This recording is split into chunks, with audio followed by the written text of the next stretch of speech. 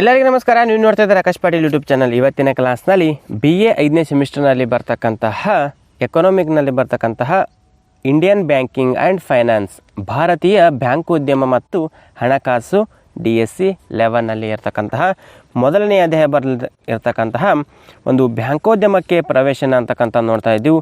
ಅದರಲ್ಲೇನಪ್ಪ ಅಂತಂದ್ರೆ ನಾವು ಇವತ್ತಿನ ಕ್ಲಾಸಲ್ಲಿ ಏನಂದರೆ ಭಾರತದಲ್ಲಿ ಬ್ಯಾಂಕೋದ್ಯಮದ ಬೆಳವಣಿಗೆ ಯಾವ ರೀತಿ ಇದೆ ಅಂತಕ್ಕಂಥದ್ದು ನಾವು ಇವತ್ತಿನ ಕ್ಲಾಸಲ್ಲಿ ನಾವು ತಿಳಿದುಕೊಳ್ಳೋಣ ಬನ್ನಿ. ಇಲ್ಲಿ ವೇದಗಳ ಕಾಲದಲ್ಲಿಯೇ ಭಾರತೀಯ ಬ್ಯಾಂಕೋದ್ಯಮ ಕುರುಹುಗಳು ಸಿಗುತ್ತವೆ.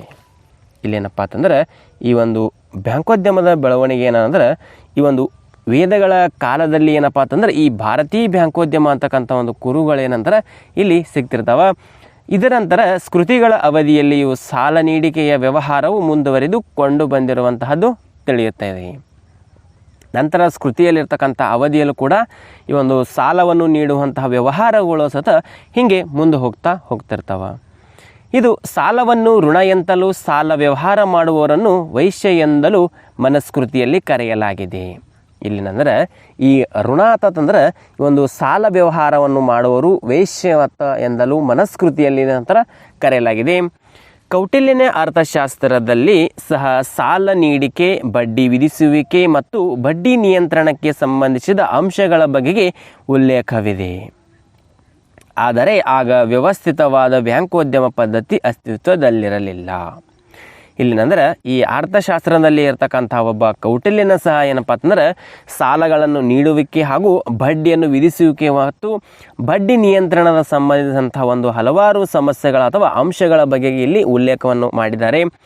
ಆದರೆ ಈ ವ್ಯವಸ್ಥೆ ಏನಂದ್ರೆ ಈ ಬ್ಯಾಂಕೋದ್ಯಮ ಪದ್ಧತಿಯಲ್ಲಿ ಇದು ಏನಂದ್ರೆ ಇದು ಸ್ವಲ್ಪ ಅಸ್ತಿತ್ವದಲ್ಲಿರಲಿಲ್ಲ. ಹೀಗೇನಂದ್ರೆ ಆ ಬ್ಯಾಂಕೋದ್ಯಮದಲ್ಲಿರ್ತಕ್ಕಂಥ ಬೆಳವಣಿಗೆಗಳು ಯಾವ ರೀತಿ ಬೆಳವಣಿಗೆ ಇದು ಬ್ಯಾಂಕೋದ್ಯಮ ಆಯಿತು ಅಂತಕ್ಕಂಥದ್ದು ಮೊದಲನೆಯ ಪಾಯಿಂಟ್ ಅಪ್ಪ ಅಂತಂದ್ರೆ ಹಣದ ಲೇವಾದೇವಿ, ಮನಿ ಲ್ಯಾಂಡಿಂಗ್. ಇಲ್ಲಿ ಪುರಾತನ ಕಾಲದಲ್ಲಿ ಭಾರತದಲ್ಲಿ ಹಣದ ಲೇವಾದೇವಿ ವ್ಯವಸ್ಥೆ ಅಸ್ತಿತ್ವದಲ್ಲಿತ್ತು. ಪುರಾತನ ಕಾಲದಲ್ಲಿ ನಂತರ ಈ ಒಂದು ಭಾರತದಲ್ಲಿರ್ತಕ್ಕಂಥ ಹಣದ ವ್ಯವಹಾರಗಳೇನಪ್ಪ ಅಂತಂದ್ರೆ ವ್ಯವಸ್ಥೆಯಲ್ಲಿರ್ತಕ್ಕಂಥದ್ದು ಹಣದ ಲೇವಾದೇವಿಗಾರರು ಠೇವಣಿಗಳನ್ನು ಇಟ್ಟುಕೊಳ್ಳುವ ಮತ್ತು ಸಾಲ ನೀಡುವ ಕಾರ್ಯಗಳನ್ನು ಮಾಡುತ್ತಿದ್ದರು. ಈ ಲೇವಾದೇವಿ ಏನು ಇರ್ತಾರಲ್ಲ ಅವ್ರು ಏನು ಮಾಡ್ತಾರೆ ಅಂದ್ರೆ ಠೇವಣಿಗಳನ್ನು ಜಮಾ ಮಾಡಿಕೊಂಡು ಮತ್ತು ಅದರ ಬಗ್ಗೆ ಸಾಲವನ್ನು ಕೊಡುವಂತಹ ಕಾರ್ಯಗಳೇನು ಮಾಡ್ತಿರಂದ್ರೆ ಈ ಹಣದ ಲೇವಾದೇವಿಗಾರರು ಮಾಡ್ತಿದ್ದರು. ಈ ಕಾರ್ಯಗಳೇ ವ್ಯವಸ್ಥಿತ ಬ್ಯಾಂಕೋದ್ಯಮದ ವಿಕಾಸಕ್ಕೆ ಇದೊಂದು ನಾಂದಿ ಹಾಡಿತು. ಇವರೇನು ಕೊಡುವುದು ಹಾಗೂ ತೆಗೆದುಕೊಳ್ಳುವುದು ಇಂಥ ಹಣದ ವ್ಯವಹಾರಗಳಂತಂದ್ರೆ ಲೇವಾದೇವಿ ವ್ಯವಹಾರಗಳೇನು ಮಾಡ್ತಿರಲ್ಲ ಇದರ ಕಾರ್ಯಕ್ಕೆ ಏನಪ್ಪ ಅಂತಂದ್ರೆ ಒಂದು ಮಹತ್ವರವಾದಂತಹ ಒಂದು ಈ ಬ್ಯಾಂಕೋದ್ಯಮ ಒಂದು ಮುಂದುವರಲಿಕ್ಕೆ ಇದೊಂದು ನಾಂದಿ ಹಾಡಿತು ಅಂತಕ್ಕಂಥ ಮೊದಲನೇ ಪಾಯಿಂಟಲ್ಲಿ ಇರ್ತಕ್ಕಂಥ ಹಣದ ಲೇವಾದೇವಿಯಲ್ಲಿ ಈ ರೀತಿಯಾಗಿ ಹೇಳಿದ್ದಾರೆ. ಇನ್ನು ಎರಡನೇ ಪಾಯಿಂಟ್ ಆದಂತಹ ಕೂಡು ಬಂಡವಾಳ ಬ್ಯಾಂಕುಗಳು, ಜಾಯಿಂಟ್ ಸ್ಟಾಕ್ ಬ್ಯಾಂಕ್ಸ್. ಇಲ್ಲಿ ಪಾಶ್ಚಿಮಾತ್ಯ ದೇಶಗಳ ಮಾದರಿಯಲ್ಲಿ ಭಾರತದಲ್ಲಿ ಮೊದಲ ಬ್ಯಾಂಕೊಂದು 1683ರಲ್ಲಿ ಮದ್ರಾಸಿನಲ್ಲಿ ಸ್ಥಾಪಿತವಾಯಿತು. ಇಲ್ಲಿ ಪಾಶ್ಚಿಮಾತ್ಯ ದೇಶಗಳ ಮಾದರಿಯಲ್ಲಿ ಏನಂದ್ರೆ ಭಾರತದ ಮೊಟ್ಟ ಮೊದಲ ಬ್ಯಾಂಕು ಈ ಒಂದು ಮದ್ರಾಸಿನಲ್ಲಿರ್ತಕ್ಕಂಥ 1683ರಲ್ಲಿ ಮದ್ರಾಸಿನಲ್ಲಿದು ಸ್ಥಾಪನೆ ಆಯಿತು. ಆದರೆ ಇದು ಬಹಳ ಕಾಲ ಅಸ್ತಿತ್ವದಲ್ಲಿ ಉಳಿಯಲಿಲ್ಲ. 1683ರಲ್ಲಿ ಸ್ಥಾಪನೆಯಾದಂಥ ಒಂದು ಮದ್ರಾಸಿನಲ್ಲಿರ್ತಕ್ಕಂಥ ಒಂದು ಸ್ಥಾಪನೆಯಾದ ಬ್ಯಾಂಕು ಇದು ಬಹಳ ಕಾಲದವರೆಗೇನಂದ್ರೆ ಅಸ್ತಿತ್ವದಲ್ಲಿ ಇದು ಉಳಿಲಿಕ್ಕೆ ಸಾಧ್ಯವಾಗಲಿಲ್ಲ. ಆದರೆ 1786ರಲ್ಲಿ ಸ್ಥಾಪನೆಯಾದಂತಹ the General Bank of India ಎಂಬಂತಹ ಭಾರತದಲ್ಲಿ ಅಸ್ತಿತ್ವಕ್ಕೆ ಬಂದ ಪ್ರಪ್ರಥಮ ಕೂಡು ಬಂಡವಾಳ ಬ್ಯಾಂಕ್ ಆಗಿದೆ. ಇಲ್ಲಿ 1683ರಲ್ಲಿ ಮದ್ರಾಸ್ನಲ್ಲಿ ಒಂದು ಸ್ಥಾಪನೆ ಮಾಡಲಾಯಿತು. ತದನಂತರ ಏನಂತಂದ್ರೆ ಇದು ಬಹಳ ಅವಧಿಯವರೆಗೆ ಇದು ಉಳಿಲಿಲ್ಲ. 1786ರಲ್ಲಿ ಮತ್ತೊಂದು ಒಂದು ಸ್ಥಾಪನೆಯಾದಂತಹ ಬ್ಯಾಂಕ್ ಯಾವುದಪ್ಪ ಅಂತಂದ್ರೆ the general Bank of India ಅಂತಕ್ಕಂಥ ಒಂದು ಭಾರತದಲ್ಲಿ ಇದು ಪ್ರಪ್ರಥಮ ಬಾರಿಗೆ ಅಸ್ತಿತ್ವದಲ್ಲಿ ಬಂದಿತ್ತು. ಇದು ಕೂಡು ಬಂಡವಾಳ ಬಂದು ಬ್ಯಾಂಕ್ ಆಗಿತ್ತು. 1787ರಲ್ಲಿ ಇದನ್ನು ಸರ್ಕಾರದ ಬ್ಯಾಂಕ್ ಆಗಿ ನೇಮಿಸಲಾಯಿತು. ಈ the General Bank of India ಅಂತಕ್ಕಂಥ ಇದೊಂದು ಪ್ರಪ್ರಥಮವಾಗಿ ಜಾರಿಗೆ ಬಂದ ಬಳಿಕ 1787ರಲ್ಲಿ ನಮ್ಮ ಸರ್ಕಾರಗಳೇನು ಮಾಡ್ತಾವ ಬ್ಯಾಂಕ್ ಆಗಿ ಇದೊಂದು ಸರ್ಕಾರದ ಬ್ಯಾಂಕ್ ಆಗಿರ್ತಂದ್ರೆ ನೇಮಕ ಮಾಡ್ತೈತಿ. ತದನಂತರ 19ನೇ ಶತಮಾನದ ಆದಿಭಾಗದಲ್ಲಿ ಈಸ್ಟ್ ಇಂಡಿಯಾ ಕಂಪನಿಯ ಉದ್ಯೋಗಿಗಳಿಂದ ಹಲವಾರು ಬ್ಯಾಂಕುಗಳು ಸ್ಥಾಪನೆಗೊಂಡವು. ಇದು ಬ್ಯಾಂಕ್ಗಳ ಸ್ಥಾಪನೆ ಆದ ಬಳಿಕ 19ನೇ ಶತಮಾನದಲ್ಲಿರ್ತಕ್ಕಂಥ ಆದಿಭಾಗ ಅಂದ್ರೆ ಈಸ್ಟ್ ಇಂಡಿಯಾ ಕಂಪನಿಯ ಉದ್ಯೋಗಿಗಳಿಂದ ಏನು ಮಾಡ್ತಾರೆ, ಹಲವಾರು ಬ್ಯಾಂಕುಗಳು ಏನಪ್ಪ ಅಂತಂದ್ರೆ ಇಲ್ಲಿ ಸ್ಥಾಪನೆಗೊಳ್ತಾವೆ. ಇವುಗಳನ್ನು ಇಂಗ್ಲಿಷ್ ಕಾರ್ಯಭಾರ ಸಭೆಗಳೆಂದು ಕರೆಯಲಾಗುತ್ತೈತಿ. ಇವು ಏನು ಸ್ಥಾಪನೆಗೊಂಡಂಥ ಎಲ್ಲ ಬ್ಯಾಂಕುಗಳು ಏನಾದ್ರು ಕರ್ತಾರೆ, ಇದು ಇಂಗ್ಲಿಷ್ ಕಾರ್ಯಭಾರ ಸಭೆಗಳೆಂದು ಇದು ಕರೆಯಲಾಗ್ತಿರ್ತೈತಿ. ಆದರೆ ಇವು ಬ್ಯಾಂಕು ವ್ಯವಹಾರದ ಜೊತೆಗೆ ಉದ್ಯಮ ಮತ್ತು ಸಟ್ಟ ವ್ಯಾಪಾರವನ್ನು ನಿರ್ವಹಿಸಲು ಪ್ರಾರಂಭಿಸುವುದರಿಂದ ಸ್ವಲ್ಪ ಕಾಲದಲ್ಲಿಯೇ ವಿಫಲಗೊಂಡವು. ಇವೇನು ಮಾಡ್ತೀವಿ ಅಂದರೆ ಈ ಸಟ್ಟ ವ್ಯಾಪಾರ ಮತ್ತು ಈ ಒಂದು ಉದ್ಯಮ ಮತ್ತು ಸಟ್ಟ ವ್ಯಾಪಾರ ಹಾಗೂ ನಿರ್ವಹಿಸುವಂಥ ಒಂದು ಪ್ರಾರಂಭದಲ್ಲಿ ಏನಪ್ಪ ಅಂತಂದರೆ ಇವು ಸ್ವಲ್ಪ ಕಾಲದಲ್ಲಿ ಇದೇನಂದ್ರೆ ವಿಫಲಗೊಂಡವು. ಇಷ್ಟೇನಂದ್ರೆ 2ನೇ ಪಾಯಿಂಟ್ ಆದಂತಹ. ಇನ್ನು 3ನೇ ಪಾಯಿಂಟ್ದಲ್ಲಿ ಹೇಳ್ಬೇಕಂದ್ರೆ ಅಧಿಪತ್ಯ ಬ್ಯಾಂಕುಗಳು, ಪ್ರೆಸಿಡೆನ್ಷಿಯಲ್ ಬ್ಯಾಂಕ್. ಇಲ್ಲಿ 1806ರಲ್ಲಿ ಬ್ಯಾಂಕ್ ಆಫ್ ಬೆಂಗಾಲ್, 1840ರಲ್ಲಿ ಬ್ಯಾಂಕ್ ಆಫ್ ಬಾಂಬೆ ಮತ್ತು 1843ರಲ್ಲಿ ಬ್ಯಾಂಕ್ ಆಫ್ ಮದ್ರಾಸ್ ಸರ್ಕಾರದ ಹಣಕಾಸಿನ ಸಹಯೋಗದೊಡನೆ ಅಸ್ತಿತ್ವಕ್ಕೆ ಬಂದವು. 1806ರಲ್ಲಿ ಯಾವ ಬ್ಯಾಂಕ್ ಬರ್ತಂದ್ರೆ ಬ್ಯಾಂಕ್ ಆಫ್ ಬೆಂಗಾಲ್, 1840ರಲ್ಲಿ ಬ್ಯಾಂಕ್ ಆಫ್ ಬಾಂಬೆ, 1843ರಲ್ಲಿ ಬ್ಯಾಂಕ್ ಆಫ್ ಮದ್ರಾಸ್ ಎಂಬಂಥ ಒಂದು ಹಣಕಾಸಿನ ಸಹಯೋಗದೊಂದಿಗೆ ಒಂದು ಸ್ಥಾಪನೆಯಲ್ಲಿ ಅಂದರೆ ಅಸ್ತಿತ್ವಕ್ಕೆ ಬಂದವು. ಇವುಗಳಲ್ಲಿ ಆಧಿಪತ್ಯ ಬ್ಯಾಂಕುಗಳು ಎಂಬ ಹೆಸರಿನಿಂದ ಕರೆಯಲಾಗ್ತೈತಿ. ಈ 3 ಬ್ಯಾಂಕ್ಗಳೇನಪ್ಪ ಅಂತಂದ್ರೆ ಆಧಿಪತ್ಯ ಬ್ಯಾಂಕುಗಳು ಎಂಬಂತಹ ಹೆಸರಿನಿಂದ ಇವುಗಳೇನು ಮಾಡ್ತೈತಿ, ಕರೆಯಲಾಗ್ತೈತಿ. ಅವುಗಳ ವ್ಯಾಪ್ತಿಯಲ್ಲಿರುವ ಪ್ರದೇಶಗಳಲ್ಲಿ ಈ ಬ್ಯಾಂಕುಗಳು ಹಣವನ್ನು ಚಲಾವಣೆಗೆ ಬಿಡುಗಡೆ ಮಾಡುವ ಅಧಿಕಾರ ಪಡೆದಿದ್ದವು. ಈ ಬ್ಯಾಂಕುಗಳು ಏನು ಮಾಡ್ತಾವ, ಹಣವನ್ನು ಚಲಾವಣೆಗೆ ಹಾಗೂ ಬಿಡುಗಡೆ ಮಾಡುವಂತಹ ಅಧಿಕಾರಗಳು ಈ ಒಂದು ಆಧಿಪತ್ಯ ಬ್ಯಾಂಕುಗಳು ಪಡೆದುಕೊಂಡಿದ್ದವು. ಆದರೆ 1862ರಲ್ಲಿ ಈ ಅಧಿಕಾರವನ್ನು ಹಿಂತೆಗೆದುಕೊಳ್ಳಲಾಯಿತು. 1862ರಲ್ಲಿ ಏನು ಮಾಡ್ತೈತಿ, ಈ ಒಂದು ಬಿಡುಗಡೆ ಮಾಡುವುದು ಹಾಗೂ ಚಲಾವಣೆ ಮಾಡುವಂಥ ಅಧಿಕಾರ ಇರ್ತೈತಲ್ಲ, ಇವುಗಳನ್ನೆಂದ್ರೆ 1862ರಲ್ಲಿ ಈ ಅಧಿಕಾರವನ್ನು ಅವ್ರ ನಂತರ ಮರಳಿ ಪಡಿಕೊಳ್ತಾರೆ. ಆದಾಗ್ಯೂ ಸರ್ಕಾರದ ರಾಜ್ಯಕೋಶ ಉದ್ಯಮವನ್ನು ಮಾಡುವ ಅಧಿಕಾರವನ್ನು ಅವುಗಳಿಗೆ ಮುಂದುವರಿಸಲಾಯಿತು. ಇದು ಬೇಡಪ್ಪ ಅಂತಂದು ಸರ್ಕಾರದಲ್ಲಿರ್ತಕ್ಕಂಥ ರಾಜ್ಯಕೋಶ ಉದ್ಯಮವನ್ನು ಮಾಡೋಂಥ ಅಧಿಕಾರ ಏನಂದ್ರೆ ಅವುಗಳಿದು ಮುಂದುವರಿಕಲ ಸಹಾಯವಾಯಿತು. ಆದರೆ ಇವುಗಳಿಗೆ ವಿದೇಶಿ ವಿನಿಮಯ ಉದ್ಯಮ ಮತ್ತು ವಿದೇಶಿಗಳಿಗೆ ನೀಡಬೇಕಾಗಿರುವ ಠೇವಣಿಗಳನ್ನು ಸ್ವೀಕರಿಸುವ ಹಕ್ಕನ್ನು ನಿರ್ಬಂಧಿಸಲಾಯಿತು.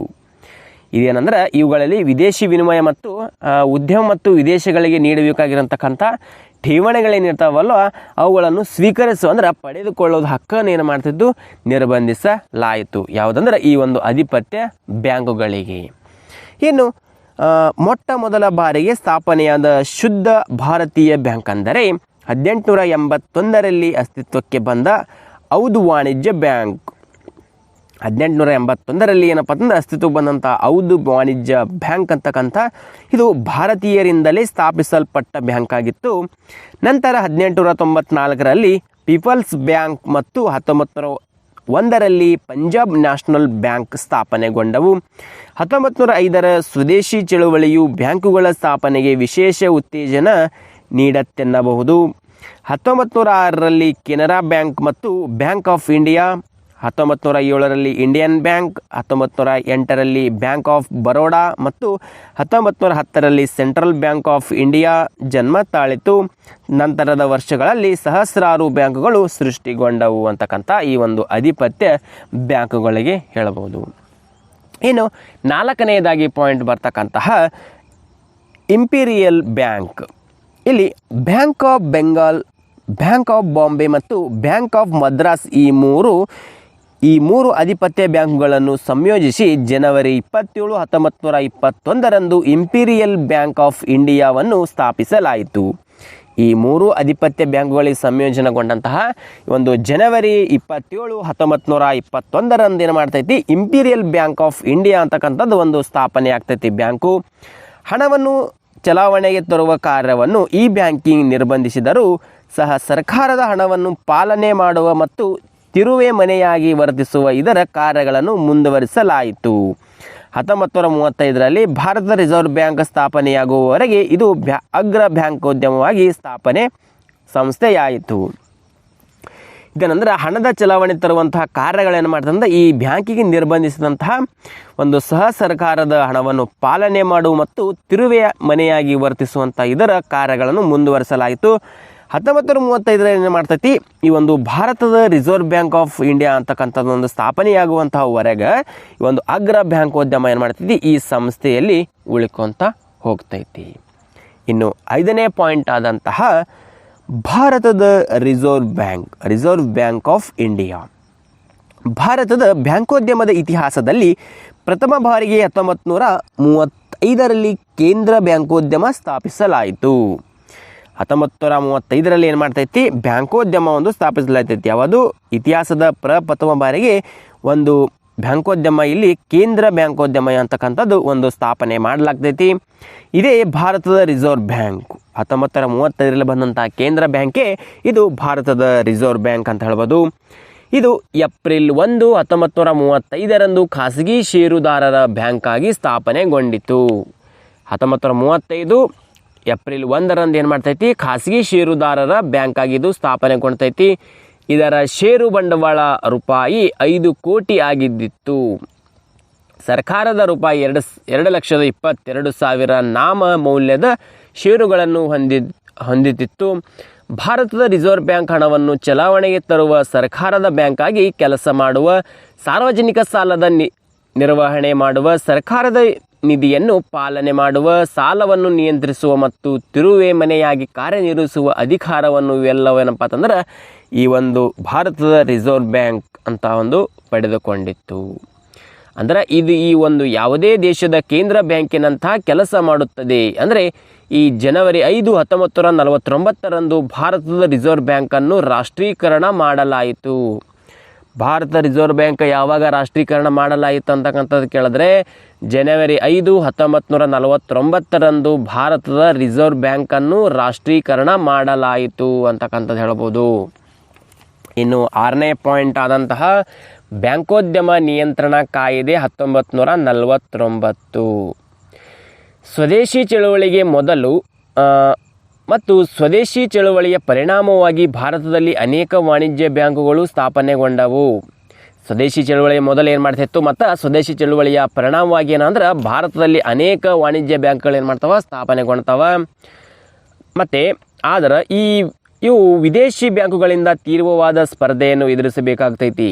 ಇವೇನು ಮಾಡ್ತಾವ, ವಿದೇಶಿ ಬ್ಯಾಂಕುಗಳಿಂದ ತೀರುವಂಥ ಪೈಪೋಟಿಯನ್ನು ಎದುರಿಸಬೇಕಾಗ್ತೈತಿ. 1947ರಲ್ಲಿ ದೇಶದ ಇಬ್ಬಾಗದೊಡನೆ ಭಾರತದ ಬ್ಯಾಂಕೋದ್ಯಮವು ಗಂಭೀರ ಸಮಸ್ಯೆಗಳಿಗೆ ಗುರಿಯಾಯಿತು ಮತ್ತು ಹಲವು ಬ್ಯಾಂಕುಗಳು ಬೃಹತ್ ನಷ್ಟವನ್ನು ಅನುಭವಿಸಿದವು. ಇನ್ನೂ ಕೆಲವು ಸಂಪೂರ್ಣವಾಗಿ ವಿಫಲಗೊಂಡವು. 1949ರಲ್ಲಿ ಬ್ಯಾಂಕೋದ್ಯಮ ನಿಯಂತ್ರಣ ಕಾಯ್ದೆಯನ್ನು ಜಾರಿಗೆ ತರಲಾಯಿತು. 1949ರಲ್ಲಿ ಕಾಯ್ದೆ ಜಾರಿಗೆ ಬಂದಂತಹ ಬ್ಯಾಂಕೋದ್ಯಮ ನಿಯಂತ್ರಣ ಕಾಯ್ದೆ ಅಂತಕ್ಕಂಥ ಒಂದು ಜಾರಿಗೆ ತಂದ ಬಳಿಕ ಭಾರತದ ಬ್ಯಾಂಕೋದ್ಯಮದಲ್ಲಿ ಇದೊಂದು ಮೈಲುಗಲ್ಲಾಯಿತು. ಈ ಕಾಯ್ದೆಯ ಮೇರೆಗೆ ಭಾರತದ ರಿಸರ್ವ್ ಬ್ಯಾಂಕ್ ಸಾಲದ ನೀತಿಯ ಮೇಲೆ, ಸಾಲ ನೀಡಿಕೆಯ ಮೇಲೆ, ವಾಣಿಜ್ಯ ಬ್ಯಾಂಕುಗಳು ಶಾಖೆಗಳನ್ನು ತೆರೆಯುವಿಕೆಯ ಮೇಲೆ ಮತ್ತು ದೇಶದ ಹಣದಲ್ಲಿ ಚಲಾವಣೆಯ ಮೇಲೆ ಸಂಪೂರ್ಣವಾದಂತಹ ನಿಯಂತ್ರಣವನ್ನು ಈ ಒಂದು ಬ್ಯಾಂಕೋದ್ಯಮ ನಿಯಂತ್ರಣ ಕಾಯ್ದೆಯಲ್ಲಿ ಇದು ಅಂತ ಬರ್ತಕ್ಕಂಥ ಹೊಂದಿಕೊಂಡು ಹೋಯಿತು ಅಂತ ಹೇಳ್ಬೋದು. ಇನ್ನು 7ನೇದಾಗಿ ಬರ್ತಕ್ಕಂಥ ಸ್ಟೇಟ್ ಬ್ಯಾಂಕ್ ಆಫ್ ಇಂಡಿಯಾ, ಭಾರತದ ಸ್ಟೇಟ್ ಬ್ಯಾಂಕ್. ಇಂಪೀರಿಯಲ್ ಬ್ಯಾಂಕನ್ನು ಜುಲೈ 1, 1955ರಂದು ರಾಷ್ಟ್ರೀಕರಿಸುವ ಮೂಲಕ ಭಾರತದ ಸ್ಟೇಟ್ ಬ್ಯಾಂಕನ್ನು ಸ್ಥಾಪಿಸಲಾಯಿತು. ಇಂಪೀರಿಯಲ್ ಬ್ಯಾಂಕನ್ನು ಏನಂತ ಮಾಡ್ತೈತಿ, ಜುಲೈ 1, 1955ರಂದು ಏನು ಮಾಡ್ತಾರೆ, ರಾಷ್ಟ್ರೀಕರಣ ಮಾಡುವಂಥ ಮೂಲಕ ಈ ಒಂದು ಭಾರತದ ಸ್ಟೇಟ್ ಬ್ಯಾಂಕನ್ನು ಮಾಡ್ತೈತಿ, ಸ್ಥಾಪನೆಗೊಳ್ಳಲಾಗ್ತೈತಿ. ಗ್ರಾಮೀಣ ಪ್ರದೇಶಗಳಲ್ಲಿ ಬ್ಯಾಂಕೋದ್ಯಮ ಸೌಲಭ್ಯಗಳನ್ನು ವಿಸ್ತರಿಸಲು ಮತ್ತು ಕೃಷಿ ಕ್ಷೇತ್ರಕ್ಕೆ ಹೆಚ್ಚಿನ ಮೊತ್ತದ ಹಣಕಾಸನ್ನು ಪೂರೈಕೆ ಮಾಡಲು ಇಂಪೀರಿಯಲ್ ಬ್ಯಾಂಕನ್ನು ರಾಷ್ಟ್ರೀಕರಿಸಬೇಕೆಂದು 1951ರಲ್ಲಿ ಅಖಿಲ ಭಾರತೀಯ ಗ್ರಾಮೀಣ ಸಾಲ ಸಮೀಕ್ಷಾ ಸಮಿತಿಯು ಶಿಫಾರಸು ಮಾಡಿದ್ದರೆ ಮೇರೆಗೆ ಇಂಪೀರಿಯಲ್ ಬ್ಯಾಂಕನ್ನು ರಾಷ್ಟ್ರೀಕರಿಸಿ ಭಾರತದ ಸ್ಟೇಟ್ ಬ್ಯಾಂಕನ್ನು ಸ್ಥಾಪನೆ ಮಾಡಲಾಯಿತು. ಇಲ್ಲಿ ಏನು ಮಾಡ್ತೈತಪ್ಪ ಅಂತಂದ್ರೆ ಈ ಒಂದು ಗ್ರಾಮೀಣ ಪ್ರದೇಶಗಳಲ್ಲಿ ಬ್ಯಾಂಕೋದ್ಯಮ ಸೌಲಭ್ಯವನ್ನು ವಿಸ್ತರಣೆ ಮಾಡೋಕ್ಕೋಸ್ಕರವಾಗಿ, ಈ ಒಂದು ಕೃಷಿ ಉತ್ಪನ್ನಗೋಸ್ಕರವಾಗಿ, ಹಣಕಾಸನ್ನು ಪೂರೈಕೆ ಮಾಡೋದಕ್ಕೋಸ್ಕರವಾಗಿ ಈ ರಾಷ್ಟ್ರೀಕರಣ ಎಂಬಂತಹ ಒಂದು 1951ರಲ್ಲಿ ಅಖಿಲ ಭಾರತೀಯ ಗ್ರಾಮೀಣ ಸಾಲ ಸಮೀಕ್ಷೆಯನ್ನು ಮಾಡೋದಕ್ಕೋಸ್ಕರವಾಗಿ ಈ ಶಿಫಾರಸಿನ ಮೇರೆಗೆ ಒಂದು ಇಂಪೀರಿಯಲ್ ಬ್ಯಾಂಕ್ ಏನು ಮಾಡ್ತೈತಿ ರಾಷ್ಟ್ರೀಕರಣ ಮಾಡಿ ಭಾರತದ ಸ್ಟೇಟ್ ಬ್ಯಾಂಕ್ ಏನಪ್ಪ ಅಂತಂದ್ರೆ ಇದು ಸ್ಥಾಪನೆ ಮಾಡತ್ತಾಗ್ತೈತಿ. ತದನಂತರ 1955ರಲ್ಲಿ ಭಾರತದ ಸ್ಟೇಟ್ ಬ್ಯಾಂಕ್ ಅಂದ್ರೆ ಸಹಾಯಕ ಬ್ಯಾಂಕುಗಳ ಅಧಿನಿಯಮವನ್ನು ಜಾರಿಗೊಳಿಸಿ ವಿಭಿನ್ನ ರಾಜ್ಯಗಳ 7 ಬ್ಯಾಂಕುಗಳನ್ನು ರಾಷ್ಟ್ರೀಕರಿಸಿ ಭಾರತದ ಸ್ಟೇಟ್ ಬ್ಯಾಂಕಿನ ಸಹಾಯಕ ಬ್ಯಾಂಕುಗಳಾಗಿ ಮಾಡಲಾಯಿತು. ಇದರ ಜೊತೆಗೆ ಏನು ಮಾಡ್ತೈತಿ, ಒಂದು ವಿಭಿನ್ನ ರಾಜ್ಯಗಳ 7 ಬ್ಯಾಂಕುಗಳನ್ನು ರಾಷ್ಟ್ರೀಕರಿಸಿ ಭಾರತದ ಸ್ಟೇಟ್ ಬ್ಯಾಂಕಿನ ಸಹಾಯಕ ಬ್ಯಾಂಕುಗಳಾಗಿ ಮಾಡಲಾಯಿತು. ಸ್ಟೇಟ್ ಬ್ಯಾಂಕ್ ಆಫ್ ಮೈಸೂರು ಈ ಸಹಾಯಕ ಬ್ಯಾಂಕುಗಳಲ್ಲಿ ಇದನ್ನು ಒಂದು ಅಂದ್ರೆ ಈ ಮೈಸೂರು ಬ್ಯಾಂಕ್ ಒಂದು ಇದರಲ್ಲಿ ರಾಷ್ಟ್ರೀಕರಣ ಮಾಡಿದಂಥ ಬ್ಯಾಂಕ್ ಅಂತಕ್ಕಂಥ ಇದೇನಪ್ಪ ಅಂತಂದ್ರೆ ಭಾರತದ ಸ್ಟೇಟ್ ಬ್ಯಾಂಕ್ ಅಂತಕ್ಕಂಥ ಹೇಳ್ಬೋದು. ಇಷ್ಟೇನಂದ್ರೆ ಇವು ಒಂದು 7 ಪಾಯಿಂಟ್ ಅಂತ ಹೇಳ್ಬೋದು. ಮುಂದಿನ ಕ್ಲಾಸಲ್ಲಿ ಏನಪ್ಪ ಅಂತಂದ್ರೆ ಇನ್ನೂ 7 ಪಾಯಿಂಟ್ ಇದ್ದಾವೆ. ಅಂದರೆ ಟೋಟಲ್ ಆಗಿರ್ತಕ್ಕಂಥ ಇವು 14 ಪಾಯಿಂಟ್ಗಳಿದ್ದಾವೆ. ನಾವು ಇನ್ನೂ 7 ಪಾಯಿಂಟ್ ಅಂದರೆ ಮುಂದಿನ ಕ್ಲಾಸಲ್ಲಿ ನಾವು ತಿಳ್ಕೊಳ್ಳೋಣ. ಇಷ್ಟೇನಪ್ಪ ಅಂತಂದ್ರೆ ಇವತ್ತಿನ ಕ್ಲಾಸಲ್ಲಿರುವಂತಹ ಮಾಹಿತಿ. ಇದೇ ರೀತಿ ಪ್ರತಿದಿನ ವೀಡಿಯೋಗಳು ನೋಡಬೇಕಿತ್ತಪ್ಪ ಅಂತಂದ್ರೆ ನಮ್ಮ ಯೂಟ್ಯೂಬ್ ಚಾನಲ್ ಸಬ್ಸ್ಕ್ರೈಬ್ ಮಾಡ್ಕೊರಿ, ಬೆಲ್ಲೈಕನ್ ಪ್ರೆಸ್ ಮಾಡೋ ಜೊತೆಗೆ ಆಲ್ ಅಂತ ಸೆಲೆಕ್ಟ್ ಮಾಡಿದ್ರಪ್ಪ ಅಂತಂದ್ರೆ ನಾವು ಪ್ರತಿದಿನ ಹಾಕೋ ವೀಡಿಯೋಗಳ ನೋಟಿಫಿಕೇಶನ್ ತಲುಪುತ್ತದೆ ಅಂತ ಹೇಳ್ತಾ ಇವತ್ತಿನ ಕ್ಲಾಸ್ ಮುಗಿಸ್ತಾ ಇದ್ದೀವಿ. ಮತ್ತೆ ಮುಂದಿನ ಭಾಗದಲ್ಲಿ ಭೇಟಿಯಾಗೋಣ. ಧನ್ಯವಾದಗಳು.